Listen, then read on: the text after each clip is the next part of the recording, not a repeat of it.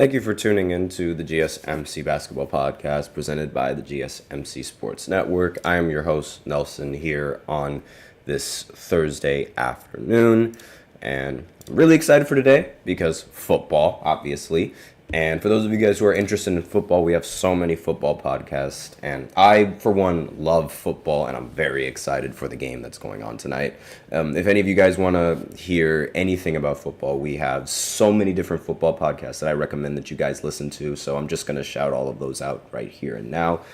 But in the first segment for the basketball podcast, what we're going to talk about, actually I'm going to do it in the first and the second segment. I'm going to talk about the biggest quote Woj Bombs, because that's what the internet has called it. And essentially a Woj bomb is when Woj tweets out some really big news regarding an NBA team out of nowhere. So we're just going to talk about the most iconic and most common, not really most common, most iconic Woj tweets for the Eastern Conference. That's going to be the first and the second segment. Then in the third and the fourth segment, I'm going to continue on with my list, talking about players with the most to prove on each and every single one of these teams.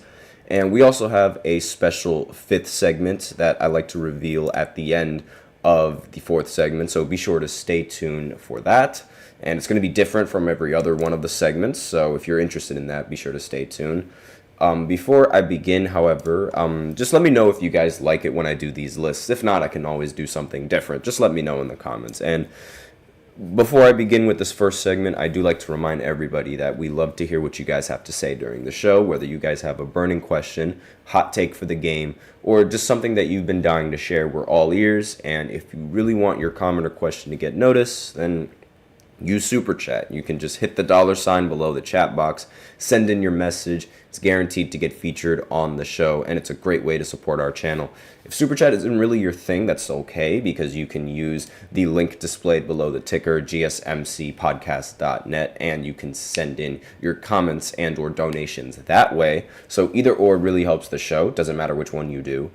And without further ado, let's go ahead and start off this segment with the biggest Woj Bombs quotes, air quotes. It's not like an actual, but it's just a thing that the internet has dubbed it, because every single time that there is news regarding basketball, Woj would be the guy that most NBA fans would trust and believe in the sources.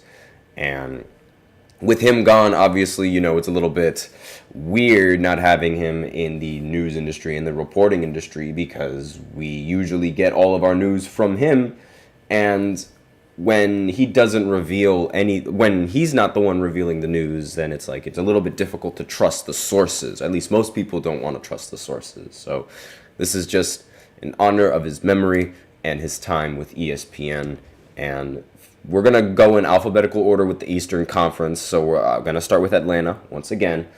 And the biggest tweet coming in from Woj about Atlanta was this one. The Atlanta Hawks are trading Danilo Gallinari and multiple first-round picks to the San Antonio Spurs for all-star guard DeJounte Murray, sources tell ESPN. Once the news broke about this, everybody immediately thought that the Atlanta Hawks were going to be a winning franchise once again, because now Trae Young would finally have the co-star that he needed in DeJounte Murray. Turns out that wasn't exactly what panned out, and the experiment ended up being a failure, as the Hawks ended up trading away DeJounte Murray to the Pelicans in the future. So a little bit unfortunate coming in for the Hawks how this trade didn't really work, but for the moment and at the time, it was seen as a very, very solid trade. And a lot of people were expecting great things from this team. Unfortunately, they ended up being one of the mid-tier teams, and they're still one of the mid-tier teams in the entire Eastern Conference and the entire league as a whole. So not really much to talk about with this one, but this next Woj bomb, I'm going to just air quote Woj bomb every time. This next Woj bomb is actually crippled crippled my franchise, and that is, of course, the tweet that came in 2013 Kevin Garnett will agree to a trade to Brooklyn, and Celtics are sending Kevin Garnett and Paul Pierce to the Nets, league sources tell Y Sports.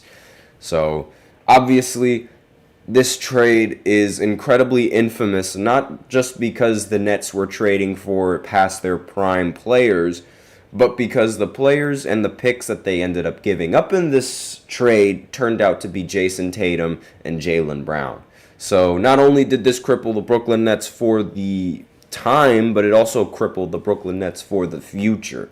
This was a horrible trade coming in from Brooklyn. It ended up being a fantastic trade on the Boston Celtics side because they were able to maintain Kevin Garnett and Paul Pierce for when they needed them to win the championship and make it to the finals.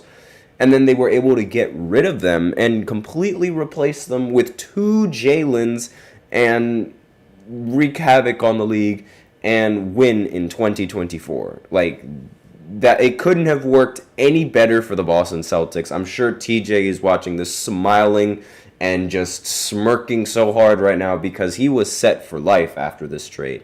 And this really crippled the Brooklyn Nets in the franchise. And speaking of a move that crippled the Brooklyn Nets, here's the next Woj bomb that came in, but this time it's for the Brooklyn Nets. Brooklyn is making a clean sweep tonight. Brooklyn will sign Kevin Durant, Kyrie Irving, and DeAndre Jordan, league sources tell ESPN. This blew up the internet because everybody thought that Kevin Durant and Kyrie were going to join the Knicks.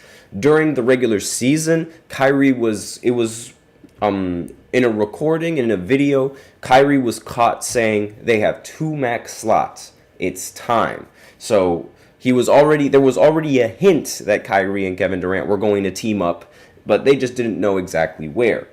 They ended up choosing Brooklyn, and that made Brooklyn a title contender for the very few short years that they played. Unfortunately, Kyrie Irving just wants to be Kyrie Irving and just post stuff online that offends people, and not only that, do certain things like regarding the COVID vaccine that many people just couldn't understand. People were confused on why he would not take the vaccine and why it seemed like Kyrie didn't really want to play. This ultimately led to the duo falling out, even though they were on the biggest win streak in the franchise's history, randomly. Like, Kyrie randomly just decided to request a trade, got him sent to the Dallas Mavericks, and then, as a result, Kevin Durant was like, I'm not going to be on this team alone, I want to join a super team, and then gets traded over to the Phoenix Suns. So this team was supposed to be a championship winning team. It was supposed to be a legendary team. They were the ISO gang. That was the nickname that a lot of people gave them because they ran a lot of isolation ball. They were supposed to be a championship winning team, but they were one of the biggest failed experiments in the entire history of the NBA. And it really, really, really stings to talk about it again. Now, the next big Woj tweet that ended up coming out, the biggest Woj bomb, was Michael Jordan is selling his majority stake in the Charlotte Hornets to Gabe Plotkin / Rick Schnall Group for an approximate $3 billion valuation, league sources tell ESPN. So this happened, this actually happened not too long ago. This happened quite recently. And compared to the previous news that compared to the previous tweets that I pulled up. So this is I'm not entirely sure of everything regarding that detail, but I do know that this was definitely the biggest tweet that Charlotte has had in recent memory, because I'm sorry to say, but it's no one really ends up signing with Charlotte. No one really does much with Charlotte. As sad as it is for Charlotte fans, that's just the way it is. And the next big Woj tweet that we have is for the Chicago Bulls, and this tweet came in, I believe, in the year 2021 at around October, I want to say, or around August. Excuse me, no, it was around August. Yeah, the Bulls are finalizing a sign and trade deal to acquire the Spurs' DeMar DeRozan, sources tell ESPN. Again, this was also seen as a very good move coming in from Chicago before tragedy struck, because everybody thought that DeMar and Zach LaVine were going to be a pretty solid duo. And maybe that, and with the acquisition of Vucevic later on, that they would be a solid team in the Eastern Conference. Of course, that doesn't happen. And similar to Atlanta, they become one of those teams that had a failed experiment and ended up being in the mid-tier of Eastern Conference teams. And it makes total sense as to why they just it didn't really pan out, unfortunately, for the Bulls. So with that, I'm going to stop the segment right here and go into a short break. And I'm going to continue on with this segment with the rest of the Eastern Conference teams. And I'll see if I could finish it in the second segment, so I might speed through a lot of it right after the short break. So be sure to stay tuned if you guys are still interested.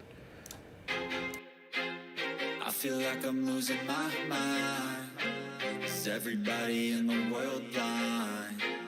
Please, Lord, give me a sign, a sign.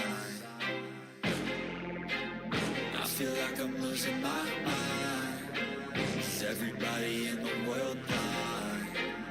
Please, Lord, give me a sign, a sign. I wanna be the greatest. Everybody on the fake shit. I look around and feel like everybody is the fakest. I make this every day and I'm impatient, hoping one day I blow up from the basement. Statement, the top is so vacant. I don't hear shit that I think is amazing. Waiting for my day when I'm playing sold out shows for 1,000 faces. Hey, give me that crown, get in my way and to be put down. It ain't your place, all this my town. If I want that shit, then I'll get it right now. I'm losing it, the noose it fits, some losing shit, a stupid myth. You choose to live or choose to dip, you choose to fight or lose your grip and lose a gift. Oh. I feel like I'm losing my mind. Is everybody in the world blind? Please, Lord, give me a sign, a sign. I feel like I'm losing my mind. Is everybody in the world blind? And we are back with the second segment of the GSMC Basketball Podcast presented by the GSMC Sports Network. And in this second segment, we are going to continue talking about the biggest Woj Bombs that of recent memory in the Eastern Conference. Before I begin, however, I do like to remind everybody that we love to hear what you guys have to say during the show, whether you guys have a hot take or a burning question or something that you've just been dying to say. We're all ears. And if you really want your comment or question to get noticed, then why not use Super Chat? You can go ahead and click the $ below the chat box, send in your donations that way. And if Super Chat isn't really your thing, you can always use the link displayed below the ticker, gsmcpodcast.net. Send in your donations that way. And without further ado, let's continue on with the biggest Woj Bombs. And now let's go ahead. So we left off at Chicago, which means the next Eastern Conference team is the Cleveland Cavaliers. And easily, without a doubt, the biggest news from Woj coming in with the Cavs was LeBron James announcing that he is returning to Cleveland. Yes, the King who left Miami, stabbed the entire franchise in the back, was returning to Cleveland, and what a success that was. Made it to 4 straight finals, ended up coming back 3-1 in 2016 against one of the greatest teams ever assembled, and unfortunately ended up losing the last 2 finals that he appeared in because the team was just overpowered and unfair. Let's face it, that Warriors team was incredibly unfair against that Cavs team. But regardless, LeBron making it to the finals in 4 years straight with the Cavs after returning from Miami after making 4 straight finals appearances there is probably one of the most underrated parts of LeBron's legacy, and a part of LeBron's legacy that gets scrutinized for whatever reason. Like, people will hate on you for making the finals. It's really tragic that that's how people think, and it's really sad that that's how they love to just completely mitigate your performances just because of this, that, and the other without even looking at this, that, and the other. You guys can interpret that however way you want. But at the end of the day, that was a complete success. It was a great move. Well, not really a great move. I mean, that was like a blessing for Cleveland. And really not much to talk about that. Bron's the GOAT. Next, we are going to look at the Detroit Pistons. And the biggest Woj Bomb coming in from them was the Clippers and Pistons have agreed to a deal to trade Blake Griffin for Tobias Harris, Avery Bradley, Boban Marjanovic, a first-round and a second-round draft pick, league sources tell ESPN. This actually made Detroit a solid team for a little bit. Blake Griffin looked like a very, very solid star in Detroit. It's just, once they got to the playoffs, Giannis Antetokounmpo said, "Excuse me," and just stepped over everybody on Detroit. And it didn't matter who was in Giannis Antetokounmpo's path. He was dunking on you. He was scoring on you. He would Michael Jordan, hold the ball in the air, hang time over your head. Giannis was on a complete tear in 2021. And unfortunately, the Pistons got in his way. And they needed to be trampled. So that's and the experiment with Detroit, with Blake Griffin in Detroit, I mean, it got them to the playoffs, but really it didn't really get them any farther than that. And ever since they got rid of him, they've been one of the worst teams that the NBA has seen. And I say one of them because Washington is just as bad, but still, more on them later. Next big Woj bomb that came in was the trade between the Kings and the Pacers, but this is a little bit bigger news coming in from the Pacers. So, Pacers are trading Domantas Sabonis, I guess Woj misspelt that there, oops, Jeremy Lamb to Sacramento for Tyrese Halliburton, Buddy Hield, and Tristan Thompson, sources tell ESPN. Yeah, I know, Woj had a little bit of a typo there. It was the trade deadline. It's he was in a rush. So, but again, this trade actually, you could see this picture was before the trade, but it actually ended up benefiting both franchises rather well. I think Sabonis plays very well for the Kings, and I think Halliburton is a pretty good fit for the Pacers and how they want to run their offensive schemes. So, this was a very solid trade, both all around with both teams. So no really comment that needs to be made. It was it was a very rare win-win trade, similar to how I didn't talk about this tweet, but Trae Young and Luka Doncic were traded on draft night. So it's sort of a similar trade like this, where it's you could argue that it's even, because now Luka Doncic, I mean, you might argue that Luka is better, but now Luka and Trae Young both have a Western Conference Finals appearance, and I mean, they both have a conference finals appearance, and Trae Young just needs to make it to the finals now. So, you can make the argument that Luka is a bit better. But aside from that, you can argue that it was a win-win for both of the franchises. But we'll see how Trae Young's future ends up going with Atlanta. Next, the Miami Heat, in 2018, Woj ended up tweeting, "Cleveland is trading Dwayne Wade to Miami," league sources tell ESPN. This was in 2018. The Cleveland Cavaliers had a very old roster full of incredible players that were past their prime. They had Derrick Rose, they had Isaiah Thomas, they had D. Wade, they had that was basically all of the old veteran players that they had that I could remember off the top of my head. And the team wasn't really doing that well. LeBron was it seemed that LeBron was a little upset. So the GM enters the stands, and then he blew up the entire roster. Not literally, but he got rid of everybody on the team and completely signed a whole new team that was built around him. And surprise, surprise, everybody was surprised. He took that team to the finals in 2018. But this isn't about, I know I like to make everything about LeBron, but more on D. Wade. Again, this was just think of it like a farewell tour. LeBron essentially traded him back to Miami to give him a farewell tour on the team that drafted him and on the team that he won all of his championships with. So yeah. Next big tweet, this one is for the Milwaukee Bucks. This was in 2021 when they were in the finals, and the tweet is, "Giannis is a go for Game 1 of the NBA Finals," sources tell ESPN. And that right there sealed the finals for Milwaukee, because it was a big question going into the series whether or not Giannis was going to be healthy enough to even participate in the game. And if he wasn't healthy, then it was most likely that Chris Paul was going to win his first ring. Giannis, once again, in 2021, decided to step over all of that and just completely beat the Suns at their own game. Fantastic.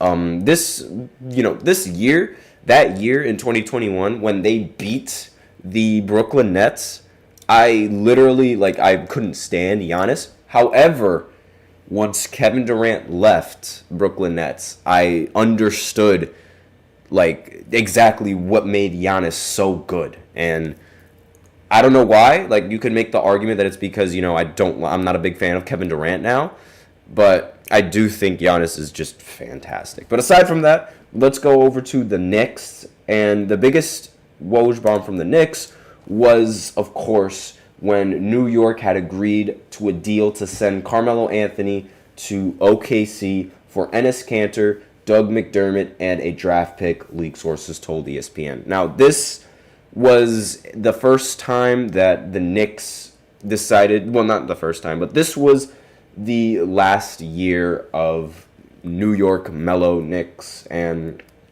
this was the last year of Melo on the Knicks. And he was on the Knicks. He was able to get on the Knicks via a trade coming in from New York, and they really wanted him on the team. But aside from making it to the second round, they did not really go that far in the postseason as they expected with Carmelo Anthony. There was a lot of speculation and a lot of thought that Carmelo Anthony was actually hurting the New York Knicks' offense as opposed to helping it with his style of play. And this was the first step that they made in getting rid of him and trying to be a decent team. But then the Knicks became a joke. And, they were still a joke when Melo was on the team, but it's at least Melo was rather respected amongst New York fans, and, he was still respected as a scorer in the league. And you could argue that this trade kind of ruined Carmelo Anthony because then he was sent to OKC, where it was the first year that he didn't average 20 points per game because he wasn't the number one option. And then after that, Melo gets traded over to Houston, and then Mike D'Antoni decides to waive him because he goes 0 for 11 or 1 for 11 in a game and just prevents Melo from playing basketball for about a year. He makes a return, but you got to think, imagine if the Knicks just decided not to trade him. But then again, maybe if they didn't trade him, then they won't have Jalen Brunson. Next, big Woj bomb that came in was when Nikola Vucevic, actually no, not Nikola Vucevic, excuse me, let me actually read the tweet. Here's the deal. The Bulls land Nikola Vucevic and Al-Farouq Amino for Otto Porter, Wendell Carter Jr., and 2 first-round picks. Huge addition for Chicago, who remains in pursuit of Lonzo Ball. The Magic are moving toward a rebuild now with Aaron Gordon deal on deck. And this was supposed to be a new era for Chicago with Vucevic, DeMar, and Zach LaVine, but didn't end up panning out to how it needed to be. Again, I basically already talked about this from the Bulls' perspective. So on the Magic side, this was again the first step to a completely new rebuild. And look at where they've coming from here. This was in 2021. Now in 2024, or I should say 2023, that season, whichever one floats your boat, they ended up making the playoffs. So this move coming in from the Magic ended up working out very well. Next team is the Philadelphia 76ers, and the Woj bomb that came in from them was the Brooklyn Nets are trading James Harden to the Philadelphia 76ers for Ben Simmons, Seth Curry, Andre Drummond, and 2 first-round picks, sources tell ESPN. Now, obviously, if you are a Philly fan, then you guys know that this was a huge failure. James Harden did not do what everybody expected him to do, and that was actually perform and shoot the ball in the postseason, unlike Ben Simmons. If anything, it felt like Ben Simmons had never left Philadelphia. And this was sort of the start of the decline of James Harden. This was a very big deal. This trade was a very big deal because James Harden, he came off of an injury in the postseason, but during that postseason, he was averaging around 29 points per game and 10-plus assists. He literally had the argument for winning Finals MVP if he did not get hurt and if Kyrie did not get hurt. And since James Harden at the time was the best shooting guard, I don't care what any of you guys say. On his time with Houston and his time with Brooklyn, he was by far the best shooting guard in the entire NBA. One of the best guards. Honestly, he played shooting guard and he moved over to point guard when he went on to Brooklyn. And you can make any sort of argument that you want with the positions. I don't believe in positions. I'd rather go positionless. And he brings the ball up most of the time anyway on any team, regardless whether he's a shooting guard or a point guard. So it really doesn't matter. But less on that and talking about like the actual move itself. It was huge because James Harden was still considered to be in his prime. Now this is sort of seen as a bad move because a lot of people are seeing it in hindsight as now he's on the decline, and it wasn't really a smart move to begin with. But again, it's still better than having Ben Simmons on your squad. Next, Woj Bombs is coming in from the Toronto Raptors. Spurs have agreed to trade Kawhi Leonard and Danny Green to Toronto for DeMar DeRozan, Jacob Poeltl, I don't know how to, forgive me if I botched that last name, and a protected 2019 first round pick. League sources tell ESPN trade call with league office is starting shortly. And this was a very, very big trade, obviously, because a lot of Raptors fans, they really liked DeMar DeRozan and they didn't want to trade him away, but they quickly scrapped that once Kawhi Leonard entered the postseason and won the championship for them. It was a really tough trade that still affects DeMar DeRozan to this day because he's rather egregious thinking that he would have won with the Raptors had he stayed with the Raptors. I don't think he would have won personally, but he can believe whatever he wants to believe. And really, I mean, this trade was the biggest win for the Toronto Raptors because, again, the second after they traded for Kawhi goes on a ridiculous playoff run, and they end up winning the finals, the first ever championship in the franchise's history, and every single Raptors fan loved Kawhi for it. It didn't matter that he was going to leave the year after. He got the job done in Toronto. And it was something that DeMar never could do because of his postseason bugaboos. I'm sorry to say it, but it's true. And finally, the last team in the entire Eastern Conference, the Washington Wizards. And the biggest tweet coming in from them was Houston has agreed to trade Russell Westbrook to Washington for John Wall and a first-round pick, sources tell ESPN. So, John Wall, I mean, with his time with Washington, it's shrouded in injuries and speculation, I should say, because a lot of people were expecting that John Wall was going to continue to be a top 4 point guard in the NBA like he was in 2017, averaging 20 plus points and 11 assists per game while still having solid defense along with it. And a lot of people were expecting great things from John Wall, but then injuries kept happening and it sort of slowed him down and it kept hindering him from actually playing a lot of games, and it left Bradley Beal alone. And because of his inactivity, the Washington decided to trade him over to Houston after 1 year of the Russell Westbrook experience. Now, I don't know if you want to argue if this year was a success or a failure. I mean, Russ would say it's a success because he was once again averaging a triple-double on the Washington Wizards. And on Houston's side, they ended up losing all 20 games that they had John Wall, and then they ended up getting rid of John Wall directly after that. So really a lose-lose situation coming in from all of these guys. But those are the biggest Woj tweets coming in from every single Eastern Conference team. I might do a Western Conference a little bit later in the future, but with that out of the way, we can continue on and go into our break, and then I'll go into the third segment where I continue to talk about players with the most to prove in the NBA next season, and I'm going to continue this for the third and the fourth segment, so I'll be right back after this short break. Be sure to stay tuned. Looking for your daily fix of sports talk without having to pay for it? GSMC Sports Network is available on YouTube. Just search GSMC Sports Network. Get your fix of daily sports talk shows on YouTube, absolutely free. NFL, college football, NBA, MLB, MMA, UFC, fantasy football, and so much more. GSMC Sports Network has shows running all day long, with new sports shows starting every 2 hours. Just like on your favorite cable sports channel, except GSMC Sports Network is absolutely free. Just search GSMC Sports Network on YouTube to catch one of your new favorite shows, like the GSMC College Football Podcast, Chip Shot Football Podcast, Hoops and Heels Women's Sports Podcast, GSMC Basketball Podcast, and so many more. Check it out for yourself. GSMC Sports Network, now available on YouTube absolutely free. Search GSMC Sports Network on YouTube right now.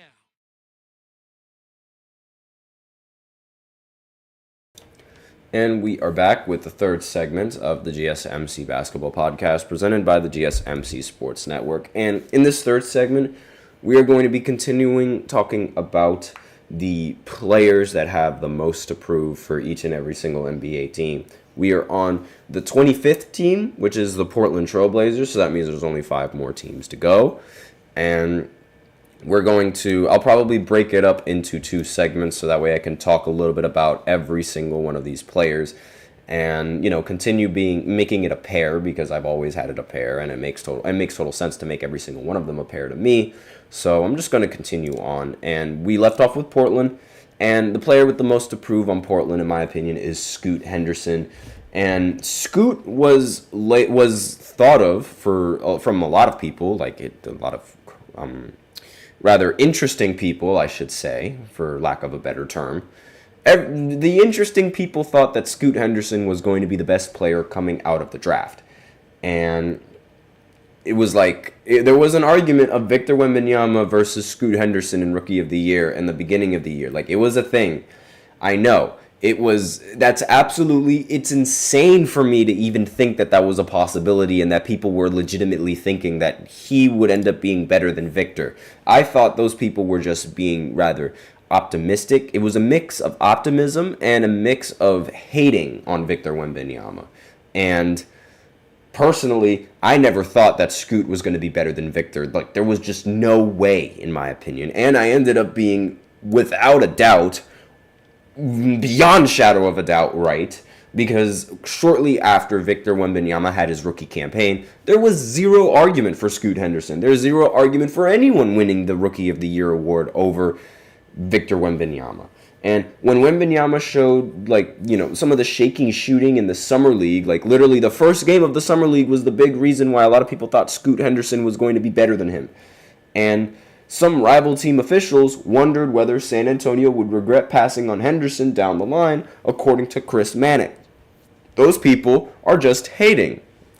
And the notion, just the thought of it, it sounds hilarious. The fact that this guy was getting compared to Victor Wembanyama. Because it is hilarious. And it's also due to the fact that Scoot just didn't look that great in his first year at all. And even if you're really grading him on the rookie curve, it's really fair to criticize just how bad he was, because he shot 38% overall from the field and 32% from 3. Not to mention he was averaging almost 4 turnovers with his 5 assists, which isn't a very good assist to turnover ratio. And obviously, one season does not make a career, but for being someone that was highly touted going into the NBA, and somebody who was supposed to, or a lot of people expected to be better than the best prospect since LeBron James, you got to play better than that. And he did not play like that at all. So it was a very cold take for a majority of the fans that were rooting for Scoot Henderson, and it was a very cold take for a lot of the haters that were rooting for the downfall of Victor Wembanyama. So still, he can't show more as a sophomore than he did as a rookie. The Trailblazers might start to wonder whether he's the right player to lead this post-Damian Lillard era in Portland. And quite frankly, I don't think he should be the one leading. I think Anfernee Simons should be the one leading this team. But aside from that, Scoot needs to play a lot better given his draft stock and given just all the expectations that were coming in from him before the NBA even started off or tipped off its season last year. And it really, I can't believe those were even talks. Let me know in the comments if, you guys knew that Victor was going to be that guy, or if you guys thought Scoot was going to be that guy, because I'm very curious exactly. And for those of you guys that thought Scoot, I'm curious what exactly was your thought process going into picking Scoot, instead of picking somebody that was 7'4" and could shoot the ball. I'm very curious what was going on through those kinds of people's minds, because I just don't. It doesn't seem feasible to me. I don't know.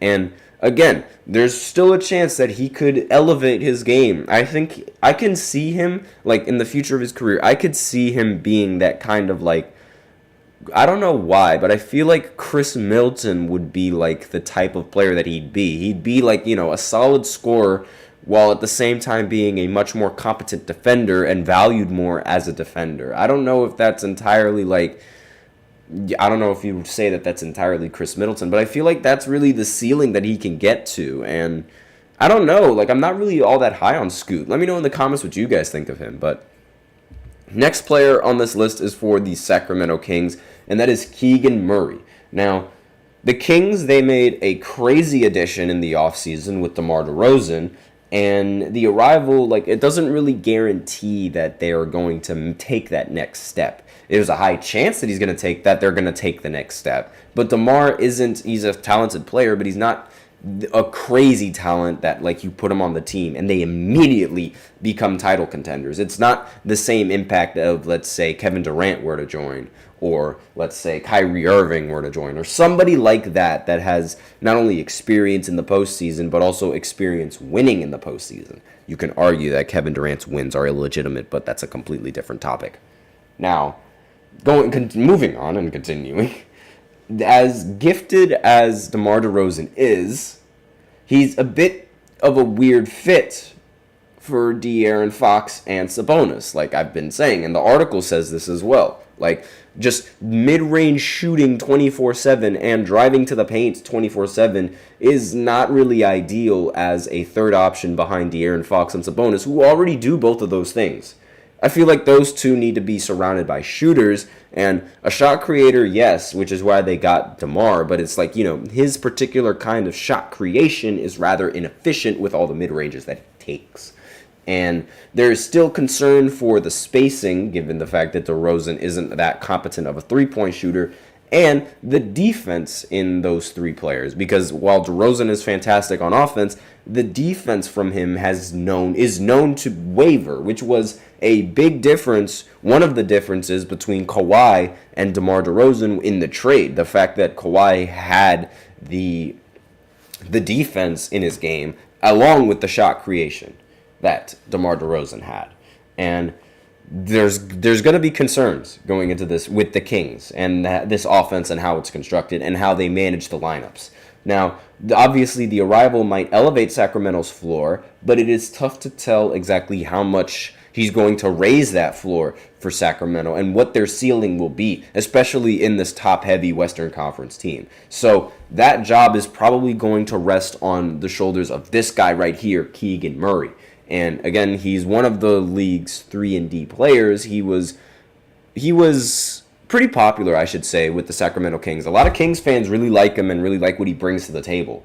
And I think that he needs to sort of elevate himself and sort of make that next step and become a star or a key player, either coming off the bench or just being there when the team needs three-point shooting.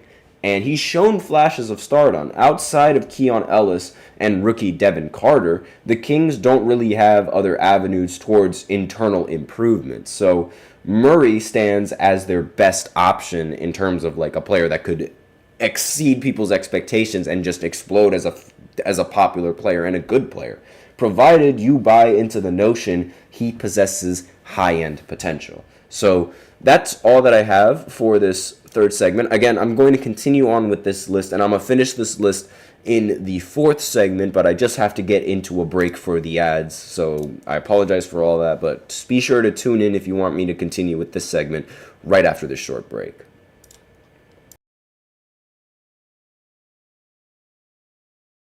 For the best and latest podcasts available anywhere, go to the podcast app on your cell phone and type in GSMC to access free content-rich podcasts on health and wellness, book reviews, sports, entertainment, relationships, social media, movies, technology, finance, and even weird news. Subscribe and download the GSMC Podcast Network's family of shows, available everywhere podcasts are found.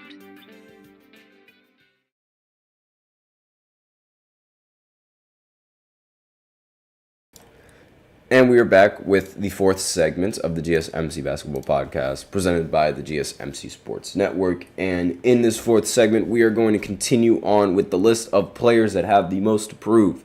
So we stopped with the Kings, and now we're going to move on with San Antonio. Now, the Spurs I have Keldon Johnson as a player that needs the most to improve. Obviously, Victor has already shown that he is going to be the face of the Spurs. I don't really think there's anything more that Victor needs to improve on because he's still a rookie and he's going to improve on it later on in the seasons. We saw how he played in the Olympics. He led his team to the silver medal and he's looking for gold. He's on a mission. He wants vengeance, yada, yada, yada. Everybody knows. He was fantastic. So clearly, Victor doesn't need any more improvement than already needs. Keldon Johnson does. The Spurs, they plotted their 2023-2024 path around making life as easy as possible for their top pick, Victor Wembanyama. Part of that process is involving, it's involved in decreasing Keldon Johnson's floor time because, the Victor needs a lot more time on the floor because Victor is just that good.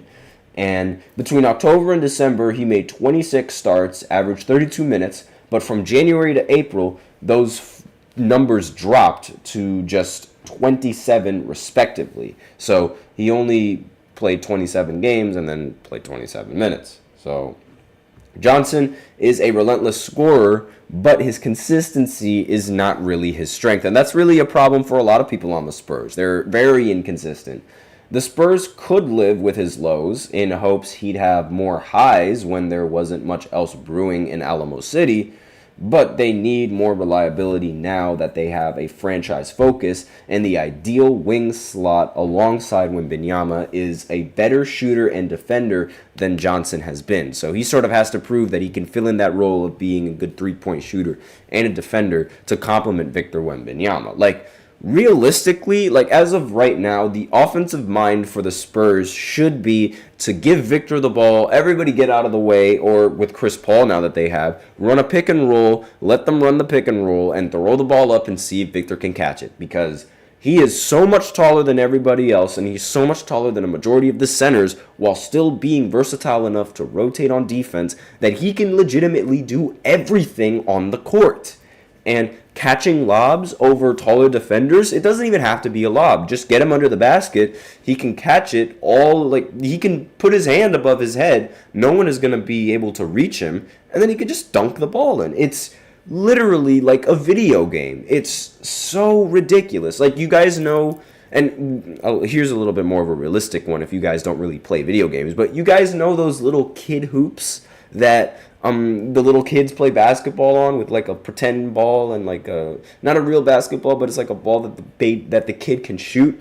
Think of that, and that's Victor Wembanyama in every single basketball game if he's utilized properly. So that should be the offensive mind for the Spurs, in my personal opinion. Again, it's just there's way more to it than that, obviously, because there's way more of a physical gift to that. And it's way more I'm sure that defenses are going to figure out a way to stop it eventually. But as of right now, I don't know if people will really be able to have the facilities to stop that kind of pick and roll and stop that kind of move, getting Victor underneath the basket. It was such a common thing for the Spurs. There are so many clips of Victor just running to the basket. He'll have what's not open for most is open for him. But most of his teammates just wouldn't throw the ball up to him and try to allow him to make a play. So maybe if he brings something to the offense, not only is it going to make things easier for their teammates, but it's also going to make things easier for him and for Victor. He's only 24 years old, and he's been productive he's been rather productive, averaging 18 points over the past 3 seasons. That's usually a solid keeper for a future-focused team. So there's a chance that he could factor into the long-term plans. He has good defensive stretches and even has pretty decent shooting. He shot 2 threes per game and averaged 39% from them, but then again, it's only 2 threes per game. So talent is there. There just needs to be more consistency and more reliability. Next player on this list plays for the Toronto Raptors, and that is RJ Barrett. Now, RJ Barrett played pretty well for Canada in the Olympics, but now we have to see him do that in the NBA at an NBA level. After committing to a youth movement this past season, the Raptors have spent this summer cementing their young core. And more specifically, they gave the versatile forward Scotty Barnes a max extension, and they signed Emmanuel Quickly, to a 5-year, $175 million deal.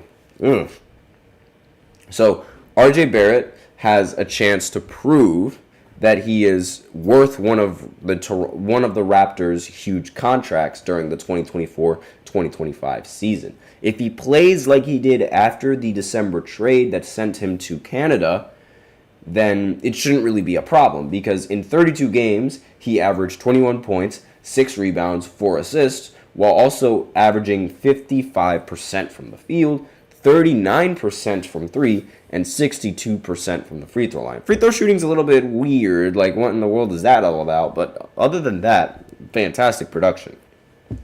The potential holdup for this man, however, is sample size, because it wasn't really that many games. 32 games is not a huge deal of games to put up those numbers.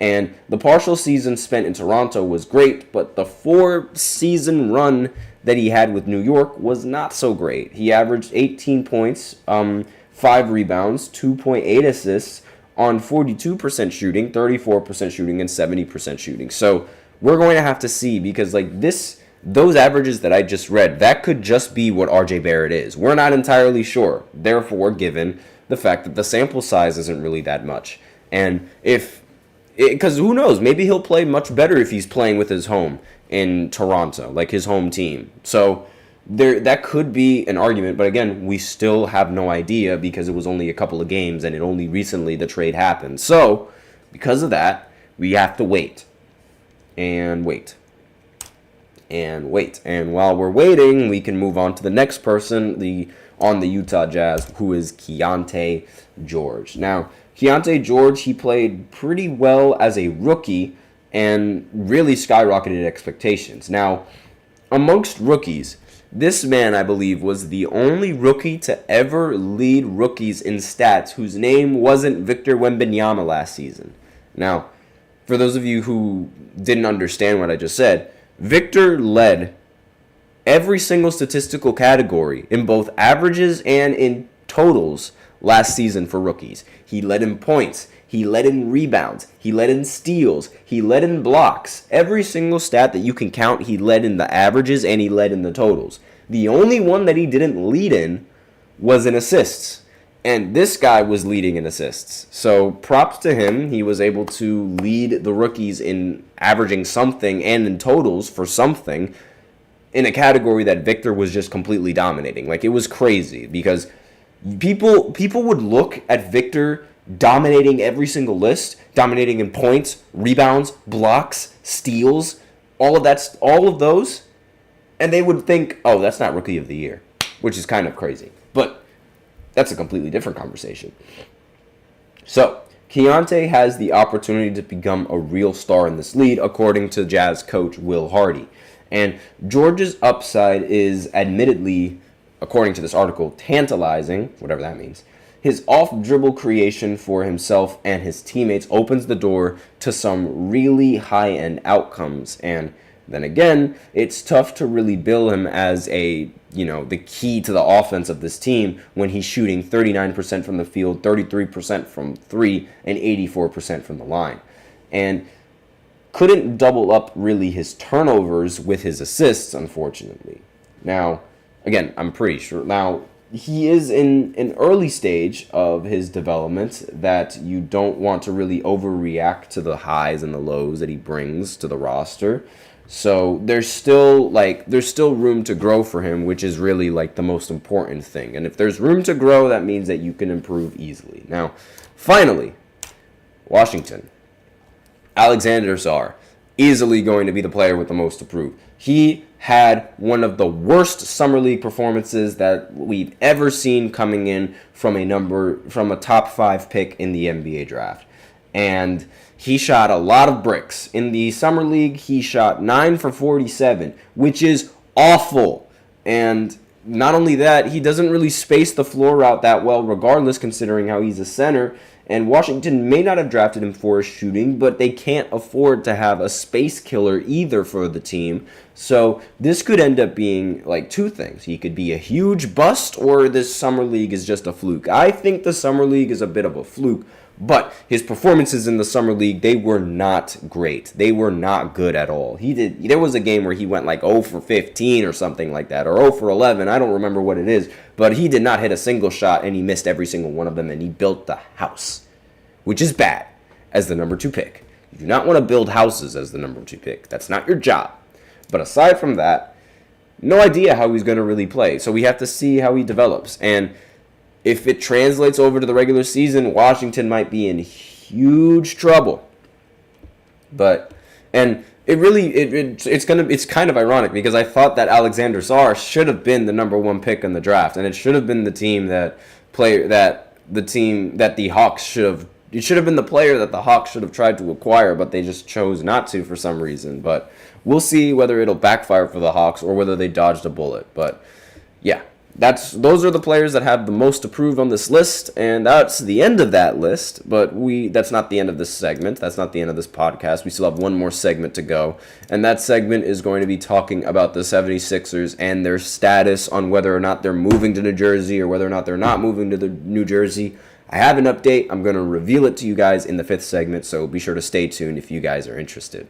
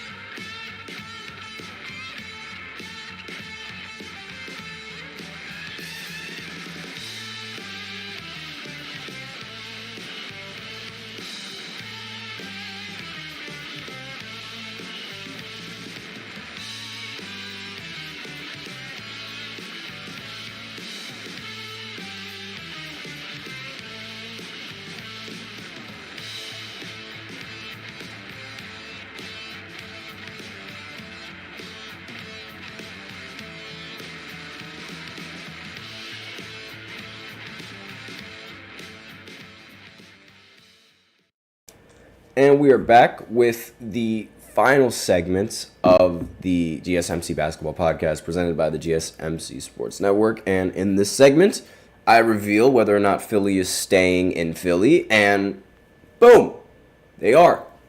The 76ers have elected and they voted to stay in Philly, and they are not going over to New Jersey. Thank the Lord, because I do not want that franchise in New Jersey at all. Do not want that franchise in New Jersey. Thank you very much. And I'm just going to go ahead and see if there's an article talking about them staying, because I'm pretty sure that they are going to release one. Yep, okay, got it. So Philadelphia Mayor Terrell Parker announced an agreement has been made between the Sixers and the city to keep the team in Philly. So this is great news coming in for all of you Philly fans that really wanted them to stay in Philly. I know a couple of you guys that actually go to the school. Congratulations to you guys. You guys can continue being a Philadelphia fan. You guys can continue losing in the second round. You guys can keep Joel Embiid. You guys can keep Paul George. You can keep Tyrese Maxey. You can keep your name. You can continue just losing to the Boston Celtics every single year before you make it to the Eastern Conference Finals. You can continue just praying that Joel Embiid doesn't get hurt. You can continue hoping and believing that Joel will take you to the promised land. You can continue doing that to your heart's content, because Philly is yours. Well, aside from all that, Philly talk, again, it's just the 76ers. What can go wrong will go wrong, and I just don't want that near my beloved New Jersey, my beloved state. I know all of you, there's a lot of New Jersey haters out there, and to that I say boo-hoo-hoo.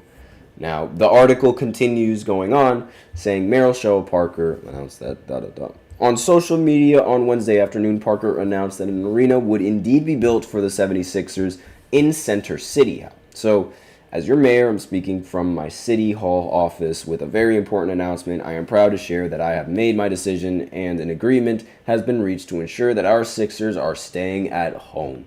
And that's what she tweeted out, or that's what she posted on X, formerly known as Twitter. And while she did not outline the exact terms of the agreement, Parker promised that it would bring hundreds and hundreds of jobs to Center City. Also, she noted that her office would be, quote, transmitting the related legislative package to our City Council of Philadelphia for its consideration where it must be approved. Through this agreement, Parker said the plan would bring more than $1.3 billion of private investment and will mean hundreds of millions in new tax revenue. It represents an unprecedented revival of Market Street, she said. Also, Parker took a moment to direct a comment toward the residents of the city's Chinatown neighborhood, many of whom have opposed the arena plan, to say that she wants the agreement to help the rich and vibrant community thrive. I wholeheartedly believe this is the right deal for the people of Philadelphia. To the people of Chinatown, please know that I hear you. We have the best Chinatown in the United States, and I am committed to working together to support it. I'll have a lot more to say in a formal presentation coming soon, Parker said.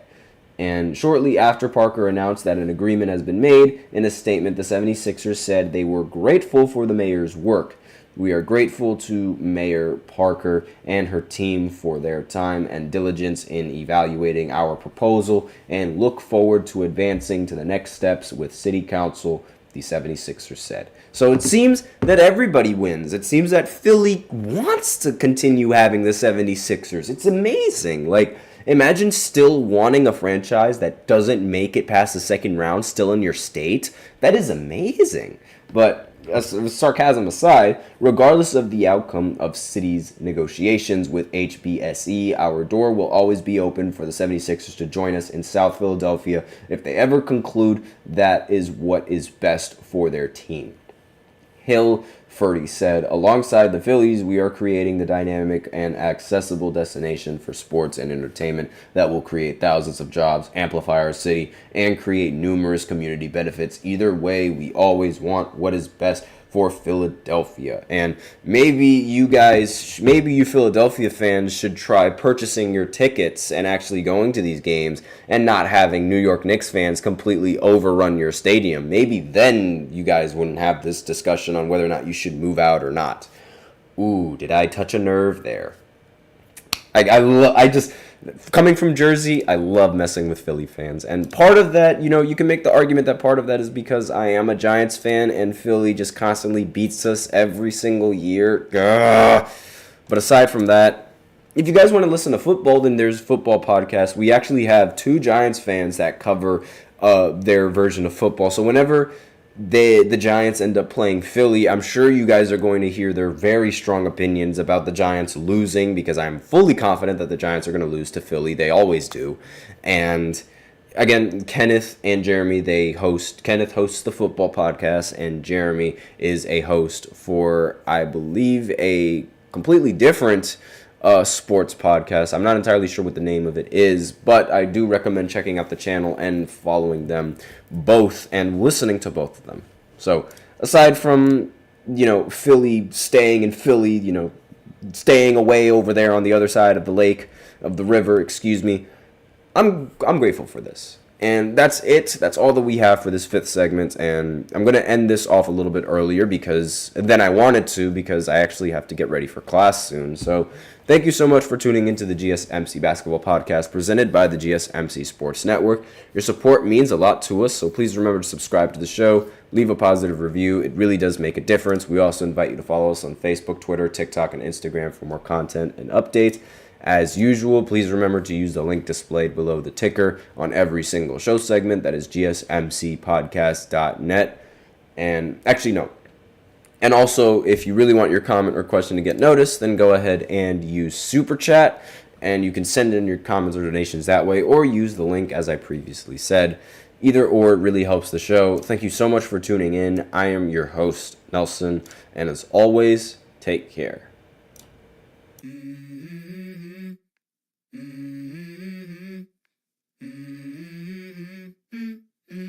Let's go. I wake up to a little bit of drool on my pillow, feel like it's gonna be a bad day. Yeah, I'm tired of shit, and the coffee